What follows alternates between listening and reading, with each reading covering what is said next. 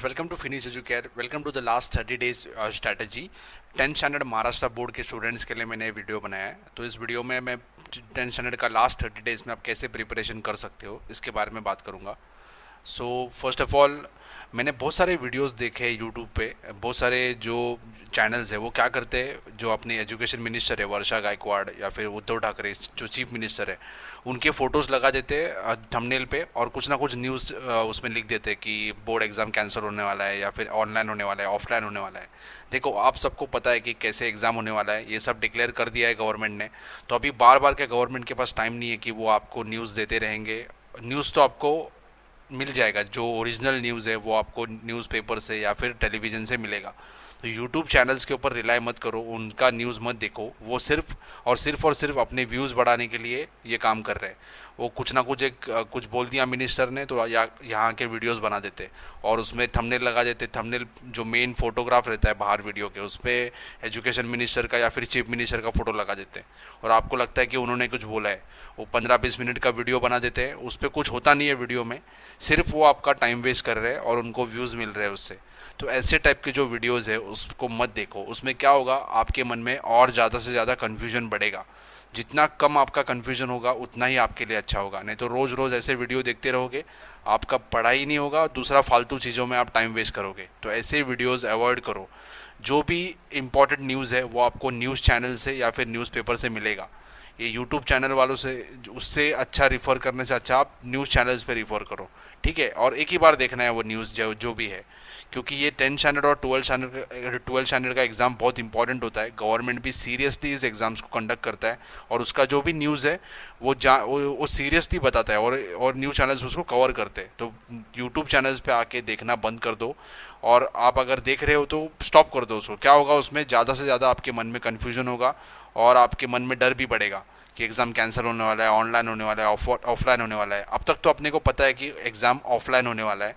अभी 1 मंथ के अंदर गवर्नमेंट के पास इतना टाइम नहीं होगा कि वो पूरा तैयारी कर सके ऑनलाइन एग्ज़ाम का।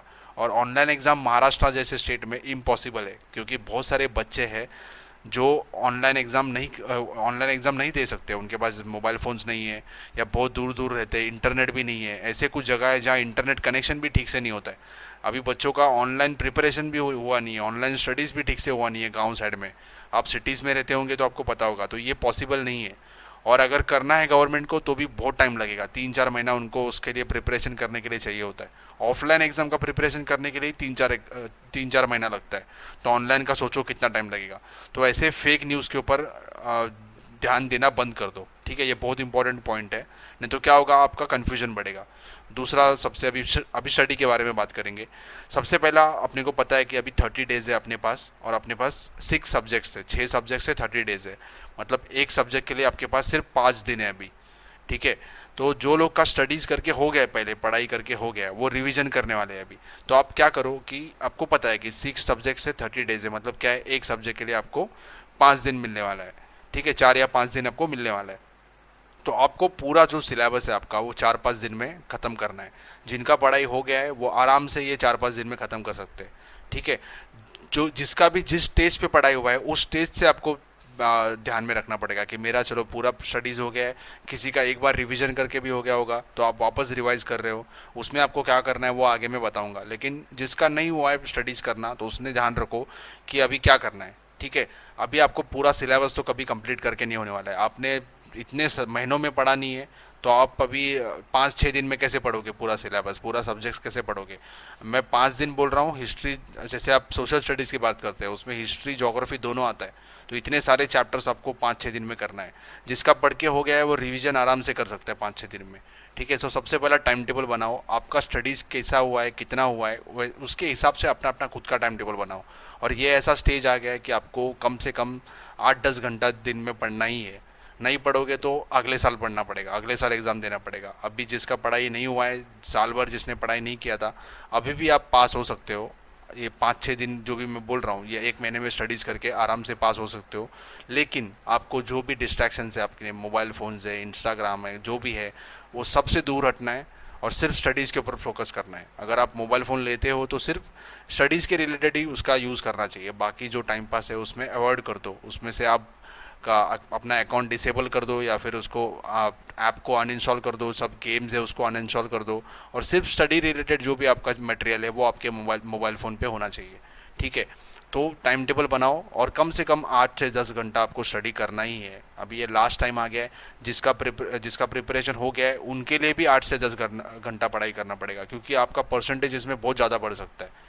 जो लास्ट मोमेंट में, या लास्ट मोमेंट में नहीं बोल सकते, लास्ट मंथ में जो अच्छे से स्टडी करता है उसका ही परसेंटेज अच्छा आता है। जो इस टाइम पे टाइम पास करता है वो पीछे हो जाता है।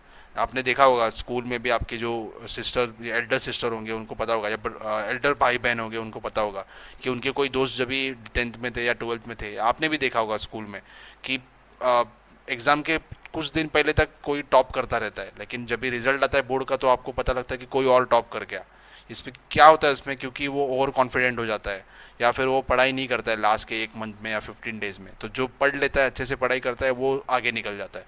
तो ये बहुत डिसाइडिंग टाइम है।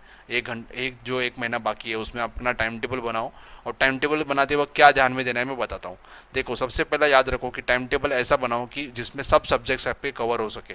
जैसे मैंने बोला कि 30 डेज़ है और आपके पास कितना है, 5 दिन एक सब्जेक्ट के लिए।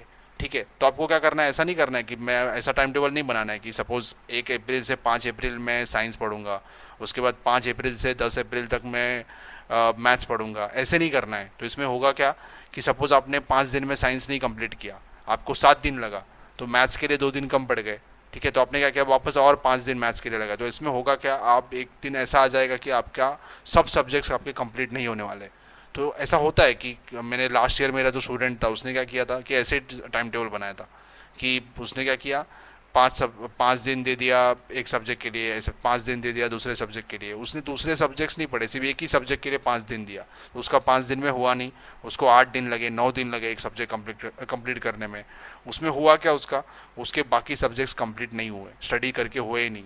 तो उसमें दूसरे सब्जेक्ट्स में उसको कम मार्क्स आ गए। तो अपने को अच्छा मार्क्स स्कोर करना है तो क्या करना पड़ेगा, सभी सब्जेक्ट्स में अच्छे मार्क्स आना चाहिए।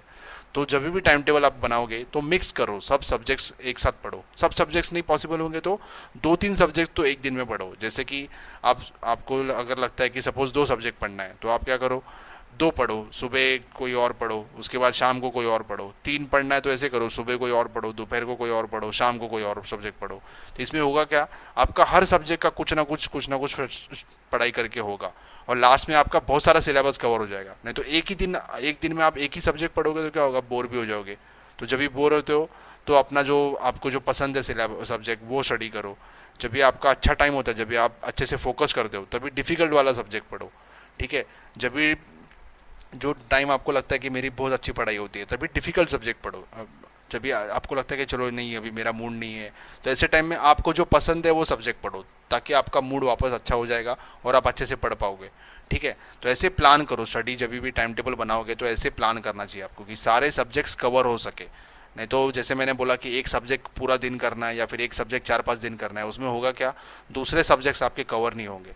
तो ये ऐसे प्लान करो कि आपको इतने सब्जेक्ट्स, सपोज मैं बोल रहा हूँ कि 5 दिन में आपको साइंस करना है या 5 दिन में कुछ करना है, कोई सब्जेक्ट करना है, तो ऐसे करो कि एक सब्जेक्ट एक जो सपोज आपने 3 सब्जेक्ट चूज़ किए, मतलब 15 दिन में आपने डिसाइड किया कि मुझे 3 सब्जेक्ट 15 दिन में कंप्लीट करना है, आगे के 15 दिन में 3 सब्जेक्ट कंप्लीट करना है। ठीक है, तो तीनों सब्जेक्ट लगातार पढ़ते रहो। वो सुबह एक सब्जेक्ट पढ़ो, दोपहर को एक सब्जेक्ट पढ़ो, शाम को एक सब्जेक्ट पढ़ो। तो 15 दिन में क्या होगा, आपके तीनों सब्जेक्ट्स कंप्लीट हो जाएंगे।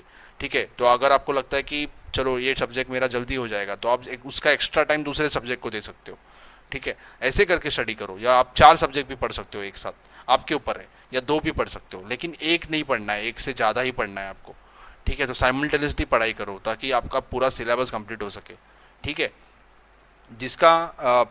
जिसका पढ़ाई करके नहीं हुआ है या जिसका अच्छे से पढ़ाई करके हुआ है, तो भी जब भी आप रिवाइज करते हो, या जिसका पढ़ाई करके नहीं हुआ है, तो सबसे पहला आपको टेक्स्ट बुक एक्सरसाइज के क्वेश्चंस को फोकस करना है। अभी क्वेश्चन बैंक आ गया है, लेकिन क्वेश्चन बैंक पढ़ने से पहले आपके टेक्स्ट बुक एक्सरसाइज में जो क्वेश्चंस है, ये मैं सिर्फ महाराष्ट्र बोर्ड के लिए बात कर रहा हूँ, क्योंकि बहुत सारे क्वेश्चंस टेक्स्ट बुक एक्सरसाइज में से आते हैं, अराउंड 80% क्वेश्चंस उसमें से ही आते हैं। तो आपके टेक्स्ट बुक एक्सरसाइज वाले क्वेश्चंस परफेक्ट आपको पता होना चाहिए, सब पता होना चाहिए। जिसका पढ़ाई नहीं हुआ है, बहुत पीछे रह गया या बहुत साल भर उसने पढ़ाई नहीं किया, ठीक है, तो आप क्या करो, जो ऑब्जेक्टिव क्वेश्चंस है, जो सिंपल क्वेश्चंस है, या वो पूरा टेक्स्ट बुक एक्सरसाइज से कर लो, वो आपको याद ही होना। ठीक है, जो ऑब्जेक्टिव टाइप्स क्वेश्चन है तो वो तो पक्का आपको याद होना चाहिए। बाकी आप इंपॉर्टेंट क्वेश्चन जो क्वेश्चन बैंक में दिए हुए क्वेश्चन है, टेक्स्ट बुक एक्सरसाइज में कौन से क्वेश्चन आए वो देखो, उसमें से स्टडी करो। वो जो क्वेश्चन है वो एकदम परफेक्ट करो जो टेक्स्ट बुक एक्सरसाइज में भी है और क्वेश्चन बैंक में भी है, तो उसका आने का चांसेस बहुत ज़्यादा है। ऐसे आपको स्टडी करना है। जिसका पढ़ाई नहीं हुआ है वो उनके लिए बात कर रहा हूँ। जिसका पढ़ाई करके हो गया है वो लोग क्या कर सकते हैं, वो लोग जो सब पढ़ सकते हैं वापस एक बार। लेकिन पहला फोकस टेक्स्ट बुक एक्सरसाइज में होना चाहिए, दूसरा फोकस आपका क्वेश्चन बैंक में होना चाहिए। ठीक है, जिसका नहीं हुआ है पढ़ाई करके वो सिर्फ मेन क्वेश्चंस करो, या फिर जो और उसके साथ जो टेक्स्ट बुक एक्सरसाइज में जो ऑब्जेक्टिव क्वेश्चंस है वो आपके पूरे होना चाहिए, परफेक्ट होना चाहिए। ठीक है, तो ऑब्जेक्टिव क्वेश्चंस पूरे आपके कंप्लीट होना ही चाहिए। टेक्स्ट बुक एक्सरसाइज से भी करो, क्वेश्चन बैंक से भी करो। ये मैं उनके लिए बात कर रहा हूँ जिनके पास होने के वादे हैं, जो बोल रहे कि पास नहीं हो पाएंगे। तो आप ऑब्जेक्टिव क्वेश्चंस के भरोसे पे पास हो सकते हो। और दूसरी एक बात है इसमें मैंने इंक्लूड नहीं किया है, जो आपके स्कूल से आपको जो इंटरनल मार्क्स मिलने वाले हैं उसके बारे में चिंता मत करो। सबको अच्छे मार्क्स मिलने वाले हैं, सबको अच्छे मार्क्स मिलेंगे। अराउंड 15 मार्क्स के ऊपर या 14-15 मार्क्स के ऊपर सभी को मिल जाएंगे, तो उसका चिंता छोड़ दो। आप आपके हाथ में जो मार्क्स है उसके ऊपर फोकस करो। स्कूल से कितने मार्क्स मिलेंगे, कैसे मिलेंगे, हमारा प्रैक्टिकल हुआ नहीं, हमारा ये नहीं हुआ, वो सब भूल जाओ। वो आपको अच्छे मार्क्स मिलने वाले, बोर्ड भी कंसिडर करेगा। बाकी जो क्वेश्चन आपके हाथ में जो मार्क्स है उसके ऊपर ज़्यादा फोकस करो, वो आपको स्कोर करना है। स्कूल से मिल जाएंगे, बाद में आप खुद नहीं पढ़ाई करोगे, उसमें फेल हो जाओगे तो कुछ फ़ायदा नहीं है। नेक्स्ट, जिसका सिलेबस हो गया है, मैंने पहले भी किया बताया, जिसका सिलेबस हो गया है उसको एक्स्ट्रा क्वेश्चंस कंप्लीट करना है। जिसका नहीं हुआ है वो सिर्फ टेक्स्ट बुक एक्सरसाइज के ऊपर फोकस करो। टेक्स्ट बुक एक्सरसाइज और जो बोर्ड के जो सैम्पल पेपर्स है, सैम्पल क्वेश्चन बैंक है, उसके क्वेश्चंस और इसके क्वेश्चंस देखो कौन से मैच होते हैं। वो क्वेश्चन ज़्यादा इंपॉर्टेंट है, वो पहले करो, उसको एकदम परफेक्टली कर दो। ठीक है, अगर आपको क्वेश्चन वो बाय हार्ट नहीं हो रहा है तो बाय हार्ट तो पहली बात तो करना ही नहीं है। बाय हार्ट नहीं हो रहा है तो उस क्वेश्चन को, उसका आंसर को समझ लो आपके किसी फ्रेंड से, या फिर यूट्यूब पे जो वीडियोज़ है, मेरे भी वीडियोज़ है या बाकी लोग को भी वीडियोज़ है। अभी टाइम नहीं है कि आपको पूरा सिलेबस, आपको पूरा चैप्टर पढ़ना है, ये टाइम नहीं है अभी समझने का। आप एक बार देख रहे हो तो ठीक है, लेकिन आपको वापस जीरो से पढ़ाई करना नहीं है अभी। जो मेन टॉपिक्स आपको नहीं समझ में आता है वो टॉपिक्स के ही वीडियोज़ देखो, उतना पार्ट ही देखो वीडियो का जाके, पूरा मत देखते रहो। ठीक है, आपको नहीं समझ में आ रहा है कोई चैप्टर तो ठीक है, पूरा देख लिया आपने, लेकिन आपको सपोज लग रहा है कि मेरा ये टॉपिक क्लियर नहीं है, तो उसी टॉपिक का उतना ही वीडियो देखो, बाकी पूरा देखते मत बैठो। तो उतना समझ में आएगा कि आपको कि ये आंसर क्या है, कैसे लिखना है। तो आपको एक बार समझ में आया तो अपने ओन वर्ड से भी लिख सकते हो। ठीक है, कोई भी आंसर को छोड़ो मत, अपने ओन वर्ड से भी लिखो। Then solve sample question papers, ये किसके लिए है, जिसका सिलेबस कंप्लीट करके हो गया है पहला। जो जब भी वो रिवीजन करोगे तो क्वेश्चन पेपर भी सॉल्व करो। क्वेश्चन पेपर सॉल्व करोगे तो क्या होगा, एक जगह बैठना है, बोर्ड में जितना टाइम दिया होता है, जैसे बोर्ड में लैंग्वेज पेपर को तीन घंटा दिया होता है, तो आपको भी 3 घंटे में वो पेपर सॉल्व करना है। बीच में कोई डिस्ट्रैक्शंस नहीं होना चाहिए। बीच में आप किधर उठ के चले गए, आधा पेपर सॉल्व कर दिया, बीच में उठ के चले गए, किसी दोस्त का फ़ोन आ गया, उससे बात किया आधा घंटा, वापस आके आधे घंटे बाद आधा बचा हुआ पेपर सॉल्व करोगे, ऐसा नहीं है। आपको 3 घंटा टाइम लगा के, टाइमर लगा के सॉल्व करना है। ठीक है, 10 मिनट घड़ी उसमें आगे कर लो ताकि आपको बाद में आपको 10 मिनट जल्दी पेपर हो जाएगा। ठीक है, और आपको पता भी होगा बोर्ड ने 30 मिनट्स बढ़ा के दे दिया है, तो जिसको लगता था कि पेपर कंप्लीट नहीं होगा, ठीक है, तो वो 30 मिनट्स बोर्ड ने बढ़ा के दिया है आपको, तो ये आपके लिए अच्छी बात है। तो क्वेश्चन पेपर कौन सॉल्व करेगा ये सब, ये जिसके सिलेबस कंप्लीट करके हो गया है। जिसका नहीं हुआ है तो क्वेश्चन पेपर वगैरह सॉल्व मेरे हिसाब से नहीं करना चाहिए, उसने ज़्यादा टाइम ज़्यादा से ज़्यादा स्टडी करने में लगाना चाहिए ताकि उसके पास होने के चांसेस बढ़ जाए। ठीक है, और ये 1 महीना मोर देन इनफ है कि आपको लगता होगा कि मैं फेल हो रहा हूँ, लेकिन ये 30 दिन में आप स्टडी करके पास हो सकते हो। बहुत सारे लोगों को मैंने देखा है, और जिसका परसेंटेज कम भी आता है वो लोग भी इस 30 डेज़ में स्टडी करके परसेंटेज बढ़ा सकते हो। 1-2 साल पहले मेरा स्टूडेंट था जिसे हर टाइम 50% ही मार्क्स मिलते थे, तो सभी को लगता था ये 50% मार्क्स लाएगा, इससे ज़्यादा तो इसको नहीं आने वाला है। लेकिन उसने लास्ट मंथ में बहुत अच्छे से स्टडी किया, सब क्वेश्चन समझ लिया, आंसर समझ लिया। जो क्वेश्चंस उसको समझ में नहीं आते थे, बाय हार्ट नहीं होते थे, तो उसने समझ लिया आंसर। एक प्लस पॉइंट था कि उसका इंग्लिश राइटिंग स्किल्स बहुत अच्छा था, तो उसने आंसर सब समझ लिए और एग्ज़ाम में अपने ओन वर्ड्स में आंसर लिखे। ठीक है, मतलब टेक्स्ट बुक का बाय हार्ट करके नहीं लिखा, जो समझ के अपने खुद के वर्ड्स में लिखा, जो सब पॉइंट्स थे वो इंक्लूड किया, तो उसको 10th में 75% मार्क्स मिले, तो बहुत अच्छा स्कोर है हुआ उसका। तो जिसका 50-55% आता था उसका 75% आया। ये लास्ट मंथ के प्रिपरेशन में ही हुआ उसका, ऐसे आपका भी हो सकता है या जिसके 80% आते हैं वो और भी ऊपर जा सकते हैं, ठीक है। तो पूरा देखो, students who have not completed there syllabus focus on studying important questions. ये इंपॉर्टेंट क्वेश्चंस जो आपके प्रीवियस ईयर क्वेश्चन पेपर में आए थे, या फिर जो टेक्स्ट बुक एक्सरसाइज में क्वेश्चंस है, या टेक्स्ट बुक एक्सरसाइज और क्वेश्चन बैंक में जो क्वेश्चंस है वो बहुत इंपॉर्टेंट हो जाते हैं, ठीक है। ये सब क्वेश्चंस को आपको फोकस करना है। या फिर बोर्ड ने सैम्पल पेपर भी रिलीज़ किया था, मैं सिर्फ हिस्ट्री जोग्राफी के पेपर्स दे सकता हूँ आपको। 1-2 साल पहले बोर्ड ने सैम्पल पेपर रिलीज़ किया था, तभी हिस्ट्री 60 मार्क्स का हुआ करता था। उसमें जो भी क्वेश्चंस आए थे वो भी बहुत इंपॉर्टेंट है, उसमें जो भी ऑब्जेक्टिव्स आए थे बहुत इंपॉर्टेंट है, वो सॉल्व करो। इसका मैं लिंक दे दूंगा आपको ये वीडियो के नीचे, वो उसमें जाके आप वीडियो देख सकते हो और क्वेश्चन पेपर डाउनलोड कर सकते हो। तो वो अगर आप सॉल्व करोगे तो आपको आइडिया आएगा कि कैसे पेपर आते हैं, और उसमें आपको क्या सॉल्व नहीं करना है। जिसका पढ़ाई नहीं हुआ है उसने क्या करना है, उसने क्या करना है, उसमें से जो ऑब्जेक्टिव क्वेश्चंस है या जो इंपॉर्टेंट क्वेश्चंस है उसको थॉरली स्टडी करना है। अगर आपको क्वेश्चन समझ में नहीं आता है, आंसर समझ में नहीं आता है, तो क्या करना है, उसको समझ के लेना है और अपने ओन वर्ड्स में भी आप लिख सकते हो, बाय हार्ट मत करो। जिसका देखो कोई भी सब्जेक्ट किसी को डिफिकल्ट है तो उसके लिए ज़्यादा टाइम दो। मैंने जैसे बताया, जब भी आपका एकदम अच्छे से कंसंट्रेशन होता है पढ़ाई करने में, तभी डिफ़िकल्ट सब्जेक्ट स्टडी करो। जब भी आपको लगता है कि बोर हो रहा है या कितना मज़ा नहीं आ रहा है पढ़ाई करने में, तो आपका जो पसंदीदा सब्जेक्ट है वो पढ़ाई करो, ताकि आपको ज़्यादा एफर्ट नहीं लगाना पड़ेगा, ठीक है। ज़्यादा टाइम दो डिफ़िकल्ट सब्जेक्ट के लिए। बहुत सारे जो नॉन मराठी स्पीकर्स होते हैं उनको मराठी सब्जेक्ट बहुत डिफ़िकल्ट जाता है, तो उसके ऊपर ज़्यादा फोकस करो, उसको इग्नोर मत करो। जो मराठी सब्जेक्ट में जो भी आपके स्कोरिंग वाले एरियाज़ है, जैसे ग्रामर हो सकता है, या फिर ग्रामर आपको समझ में नहीं आता है तो जो पैसेज आता है, पैसेज के बेस पे क्वेश्चंस आते हैं, ऐसे जो भी इजी स्कोर करने लायक जो भी होता है उस पर फोकस करो आप, ठीक है। जिसका पास होने के भी वांदे हैं मराठी में, तो पास तो हो जाओ, 35 मार्क्स तो लाने का कोशिश करो कुछ ना कुछ करके, नहीं तो क्या हो जाएगा, आपका पूरा साल वेस्ट हो जाएगा। बाकी सब्जेक्ट में आप पास हो जाओगे, मराठी में आप पास नहीं हो पाओगे। ऐसा मत करो, इग्नोर मत करो। ये 30 डेज में फोकस करो, पूरी तरीके से फोकस करो, पास होने का, अगले साल निकल जाने का कोशिश करो। नेक्स्ट ईयर आप जो सब्जेक्ट आपको डिफिकल्ट है वो स्किप भी कर सकते हो, दूसरा कोई सब्जेक्ट ले सकते हो, ठीक है। तो ज़्यादा टाइम जो डिफिकल्ट सब्जेक्ट्स के लिए, कोई सब्जेक्ट आपको पसंद नहीं आ रहा है तो क्या करना है, आपको पास होने के लिए तो पढ़ाई करना है, नहीं अभी निकलना ही है मुझे 10 से, इस इंटेंशन से पढ़ाई करो। आपके एटीट्यूड पे डिपेंड करता है कि आपका एटीट्यूड कैसा है। ये जो भी चीज़ मैं बता रहा हूँ वो आपके एटीट्यूड पे ही डिपेंड है, कि आपने सोचा कि नहीं मुझे स्कोर करना है, अच्छा पास होना है, तो आप हो जाओगे। आप रोते रहोगे तो नहीं होने वाला है। देन ऑब्जेक्टिव टाइप क्वेश्चंस, ये किसके लिए बोल रहा हूँ मैं, जिसका आप पढ़ाई करके नहीं हुआ है। जैसे मैं एग्जांपल देता हूँ ज्योग्राफी का। ज्योग्राफी 40 मार्क्स का क्वेश्चन पेपर आता है, जिसमें सिर्फ 14 मार्क्स सिर्फ रिटर्न होता है, मतलब जो लॉन्ग आंसर्स वगैरह आपको लिखना है, जिसमें गिव रीजन और शॉर्ट नोट्स या लॉन्ग आंसर्स होते हैं, ठीक है, जिसमें लिखना होता है आपको। बाकी सब मैप के बेसिस पे क्वेश्चंस आते हैं, ऑब्जेक्टिव टाइप क्वेश्चंस आते हैं। तो आपने अगर क्वेश्चन बैंक वाले ऑब्जेक्टिव कर लिया, क्वेश्चन बैंक वाले मैप कर लिया, या फिर टेक्स्ट बुक एक्सरसाइज वाले ऑब्जेक्टिव कर लिया, मैं आपको कुछ सैम्पल पेपर्स देने वाला हूँ, उसका लिंक देने वाला हूँ, उसके अंदर जाके आपने जो भी मैप कर लिया, या फिर उसमें जो ऑब्जेक्टिव टाइप क्वेश्चंस आए थे वो कर लिए, बोर्ड ने उसके आंसर्स भी दिए थे, वो जाके देख लिया आपने, कर लिया, तो उसमें से ही आपको ऑब्जेक्टिव्स आने वाले हैं, और कहीं बाहर से तो नहीं आने वाले हैं, वो ही आने वाला है आपको एग्जाम में, ठीक है। तो उतना तो भी करोगे आप तो क्या हो जाएगा, आपको आराम से 25 मार्क्स तक मिल जाएगा। तो 25 मार्क्स, और आपका जो स्कूल से कुछ आपको मार्क्स मिलने वाला है, आप हिस्ट्री में कुछ अच्छे आप मार्क्स स्कोर करोगे, इसके बेसिस पे आप आराम से पास हो सकते हो। सोशल स्टडीज़ में पास होना बहुत ईजी है, लेकिन आपको स्मार्ट वर्क करना पड़ेगा। ये मैं उसके लिए बात कर रहा हूँ जिसको लगता है कि मैं वो पास नहीं हो सकता है, जिससे लगता है वो पास नहीं हो सकता है, जिससे लग रहा है पास हो सकता है, तो आराम से कर सकते हो, ठीक हो।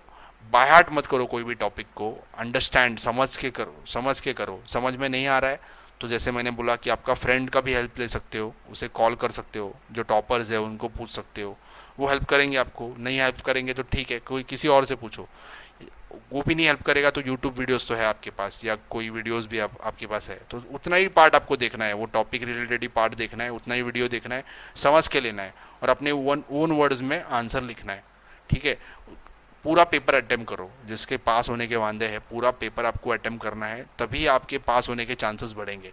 या जो अच्छा ही पढ़ाई कर रहा है उसको भी पूरा पेपर आपको सॉल्व, जिसका पूरा पढ़ाई करके हुआ है उसको अगर अब पेपर सॉल्व करना है, पूरा पेपर अटेम्प्ट करना है, तो उसने अभी पेपर सॉल्व करना चाहिए, खुद बैठ के टाइम लगा के, मैंने बताया वैसे पेपर सॉल्व करना चाहिए, तभी आपके पेपर अटेम्प्ट पूरा हो जाएगा, नहीं तो छूट जाएगा। Don't hesitate to take help from your friends and teachers. ये आपको शर्म आ रहा है या कैसे पूछूँ, ये सब मन से निकाल दो। अभी पास होना है, आपका मेन इंटेंशन क्या है, अच्छा मार्क्स स्कोर करना है, पास होना है, तो पूछो, कोई डाउट पूछो, ठीक है। कोई फ्रेंड आपको नहीं बताएगा, ठीक है, भूल जाओ, किसी और से पूछो या आप टीचर से कांटेक्ट करो, कोई ना कोई आपको बता देगा। आपका मेन इंटेंशन क्या होना चाहिए, पास होना, ये आपका मेन इंटेंशन है। तो हेल्प लेने में शर्माओ मत, हेल्प ले लो, बिंदास हेल्प लो। और जो जिसे आता है उसको भी हेल्प करना चाहिए। उसमें क्या होता है देखो, एक तो आपका रिवीजन भी होता है, जब भी आप किसी को समझाते हो, किसी को बताते हो, तो आपका भी रिवीजन होता है, आपको भी समझ में आता है कि आपको ये टॉपिक समझ में आ रहा है कि नहीं आ रहा है, ठीक है। तो हेल्प करना चाहिए, हेल्प ऐसे करना चाहिए कि आपका भी टाइम वेस्ट ना हो। नहीं तो किसी को आपने नंबर दे दिया या किसी ने नंबर ले लिया आपका, वो दिन भर बैठ के आपको कॉल करेगा, उसके डाउट तो सॉल्व हो जाएंगे, लेकिन आपका क्या। तो उसको बताओ कि मेरे पास इतना ही टाइम है, इतने टाइम में मुझे फ़ोन करो और जो भी आपके डाउट्स है वो क्लियर कर दो, ठीक है। लेकिन हेल्प करना चाहिए, ओके। ये सब चीज़ें मैंने बताई है, ये बहुत इंपॉर्टेंट है कि आप पहली बात याद रखो कि आपका एटीट्यूड कैसा है, कि आपने सोचा कि जब पास होना है तो आप हो जाओगे, आप रोते रहोगे। मैं देख रहा था मेरे चैनल पे एक लड़का बार बार कमेंट करता था कि पहले पूछता था कि मेरे 90% आ सकते हैं क्या, मेरे 80% आ सकते हैं क्या। ये 4-5 महीने की बात है, 4-5 महीने पहले की बात है। उसके बाद 70% आ सकते हैं क्या, एक महीने पहले बोलता था कि मेरे 70% आ सकते हैं क्या। अभी वो पढ़ाई नहीं कर रहा है, सिर्फ कमेंट करते बैठ रहा है। ऐसे तो नहीं होने वाला है। अगर वो पढ़ाई भी करेगा तो ही होने वाला है उसका। कमेंट करके मैं कैसे बताऊंगा होने वाला है कि नहीं, ठीक है। आपको दोनों टाइप के स्टूडेंट्स को मैंने बताया, जिसका पढ़ाई नहीं हुआ है उनको भी बताया कि आपको सिर्फ इम्पोर्टेंट क्वेश्चंस को फोकस करना है, इंपॉर्टेंट टॉपिक्स को फोकस करना है। ऑब्जेक्टिव टाइप क्वेश्चंस पूरे आपके थरो होना चाहिए, कोई भी क्वेश्चन आया तो आप अटेम्प्ट करना चाहिए। जो क्वेश्चन बैंक में दिया है या जो टेक्स्ट बुक एक्सरसाइज में, पूरे याद कर लो, रट्टा मार लो एकदम। जो मैप बेस्ड क्वेश्चंस है, जो मैप वाले क्वेश्चंस दिए हैं क्वेश्चन बैंक में, उसमें से ही आने वाला है मैप, ठीक है। या फिर उसमें से नहीं आया तो आप देख लो कि चलो उसमें बहुत कम है, तो मैं जो सैम्पल पेपर्स देने वाला हूँ आपको ज्योग्राफी के, उसमें भी कुछ मैप्स आए थे, वो मैप मार्किंग वाले याद कर लो। मैप मार्किंग या मैप के बेसिस पे से क्वेश्चंस है, ये सब बहुत इजी होता है ज्योग्राफी में, इसमें से आप अच्छा फुल मार्क्स स्कोर कर सकते हो, तो उसे इग्नोर मत करो, ठीक है। या फिर कोई डेटा दिया होता है, कोई डायग्राम दिया होता है, उसके बेसिस पे आपको क्वेश्चंस पूछे होते हैं, ऐसे बहुत इजी क्वेश्चंस होते हैं, वो आपको समझ में आना चाहिए कि वो डायग्राम क्या है, क्यों दिया है। ये सब मैंने एक्सप्लेन किया है ज्योग्राफी के चैप्टर्स में, उसका पार्ट जाके देख लो वीडियो में, ठीक है। ये स्टडी स्ट्रैटेजी या जो भी मैंने बताया है वो बहुत इंपॉर्टेंट है, और आपको अगर लग रहा है आपको इंपॉर्टेंट हो तो इसको आप अप्लाई करो, इसको फॉलो करो। आपको नहीं लग रहा है इंपॉर्टेंट है तो मत करो, ठीक है, आपके ऊपर है। Last but not the least, stay calm, tension नहीं लेना है। अभी पूरे दुनिया में प्रॉब्लम चालू है, आपके पास ही आपका ही प्रॉब्लम से नहीं चल रहा है। तो जो लोगों का लग रहा है कि मेरा पढ़ाई नहीं हुआ है, क्या होने वाला है मेरा, तो ये सब लोग ऐसे ही बिलीव कर रहे हैं, सब लोग ऐसे ही सोच रहे हैं, ठीक है। तो सबके रिजल्ट ख़राब अगर होने वाला है तो सबका ख़राब होगा, अच्छा होगा तो सबका अच्छा होगा। और बोर्ड भी पेपर बनाते वक्त भी ध्यान रखेगा कि बच्चों का नुकसान ना हो, ठीक है। तो मेरे हिसाब से पेपर थोड़े इजी आने वाले हैं लास्ट ईयर से, क्योंकि पता है उनको कि सिलेबस कंप्लीट नहीं हुआ है बच्चों का। अब ये क्वेश्चन बैंक किसने निकाला मुझे पता नहीं, उसने क्या किया, पूरे बाहर से भी क्वेश्चंस कुछ ऐड कर दिया, उसकी ज़रूरत नहीं थी, ठीक है, क्योंकि पढ़ाई नहीं हुई है सबकी, पढ़ा के भी नहीं हुआ है। बहुत सारे लोगों ने ऑनलाइन भी स्टडीज़ नहीं किया है, जो गाँव साइड रहते हैं उनको बेचारों को कुछ फैसिलिटीज़ नहीं है वहाँ। सिटीज़ में रहने वालों को इंटरनेट फैसिलिटीज़ है, ठीक है। गांव में बच्चों के पास मोबाइल फ़ोन्स होने के बाद भी इंटरनेट नहीं है, तो कैसे पढ़ाई करेंगे, ठीक है। तो सबसे पहले क्या है, ज़्यादा सोचना नहीं है, सिर्फ एग्ज़ाम के बारे में ही सोचना है, बाकी जो टाइम पास फालतू वाली बात है उसके बारे में नहीं सोचना है। दूसरा है हेल्दी रहना है, ये बहुत इंपॉर्टेंट है आज के टाइम में। महाराष्ट्र में केसेस अभी बढ़ते जा रहे हैं, तो आपको केयर करना पड़ेगा अपना और खुद के फैमिली मेम्बर्स का भी, खुद का भी। बात ज़्यादा बाहर मत घूमो, फ्रेंड के साथ इंटरेक्ट मत करो। इंटरेक्ट करना है तो जो कुछ डाउट है तो मोबाइल फ़ोन यूज़ करो या मोबाइल से बात करो, ठीक है। वो भी ज़्यादा टाइम नहीं बात करना है, सिर्फ एग्ज़ाम के रिलेटेड ही बात करना है। तो ये हेल्दी रहना भी बहुत इंपॉर्टेंट है। कुछ भी करके आपका एग्ज़ाम ये मिस मत करो, तो केयरलेस मत रहो, कि अपना केयर करो, ठीक है, और काम रहो। जैसे मैंने बोला कि सबको प्रॉब्लम हो रहा है, आपको भी प्रॉब्लम हो रहा है, सबको प्रॉब्लम हो रहा है, सभी को प्रॉब्लम हो रहा है, ठीक है। तो काम रहो, ज़्यादा टेंशन मत लो और आराम से एग्ज़ाम अटेम्प्ट करो। I hope this video will be helpful to you. Thank you for watching.